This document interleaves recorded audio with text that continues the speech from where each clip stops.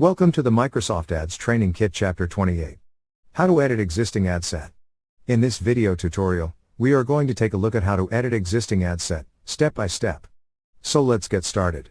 So from our Microsoft Ads dashboard, select all campaigns and then select campaigns. Select one campaign from the list. Now select ads and extensions. Here you get all your ads. Click on this small edit button. From here you can edit this ad. You can edit link and title, which will be updated here, and then click on Save button. Let's edit another ad. Click on Edit button. From here also you can edit its title, URL and more. So this is how you can edit existing ad set. Thank you for watching. Please proceed to Chapter 29. Automated Ad Extensions Overview.